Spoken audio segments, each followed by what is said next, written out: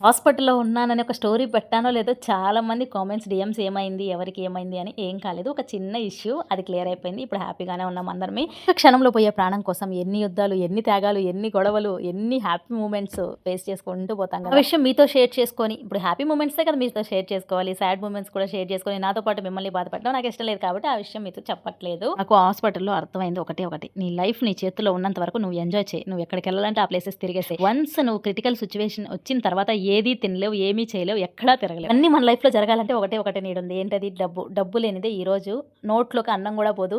బయట అడుగు కూడా పెట్టలేవు. అట్లాంటి సిట్యుయేషన్‌లో ఉన్నాం కాబట్టి ఫస్ట్ ఎంత కష్టమైనా పర్లే మీరు చేసే వర్క్ మీకు నచ్చిన వర్క్ మీరు చేసి అమౌంట్ అయితే ఎర్న్ చేసి పెట్టేసుకోండి. ఫ్యూచర్‌కి చాలా బాగా యూజ్ అయ్యేదంటే ఒకటే ఒకటి ఏంటి అంటే అమౌంట్ మాత్రమే. నాకు ఇదే ఆ హాస్పిటల్‌లో అర్థమైంది. ఆ హాస్పిటల్‌లో చూసింది కూడా అంత పెద్ద ప్రాబ్లమ్‌లో కూడా నాకు ఒకటే ఒకటి కనిపించింది. మీకు ఇదే చెప్తున్నా. ఏ నిమిషం ఏదైనా జరగొచ్చు. మీరు అమౌంట్ సేవ్ చేసేసుకొని పెట్టుకొని లైఫ్‌ని ఎంజాయ్ చేయండి. ఇది మాత్రమే నేను చెప్పగలను. సరే ఇంకేంటబ్బా మరి మీరు కూడా మంచిగా తినండి. మంచిగా వాటర్ తాగండి. సమ్మర్ కూడా వచ్చేసింది కదా! ఎండలు బయట చాలా ఎక్కువగా ఉన్నాయి. మంచిగా ఫుడ్ తీసుకొని బాడీ డీహైడ్రేట్ అవ్వకుండా చూసుకోండి. ఫ్రూట్స్ తినడం అయితే అస్సలు మర్చిపోకండి. మంచిగా పుచ్చకాయలు వచ్చేస్తున్నాయి కదా! పుచ్చకాయలు రోజుకొక దెబ్బ ఖచ్చితంగా తినండి. బాయ్.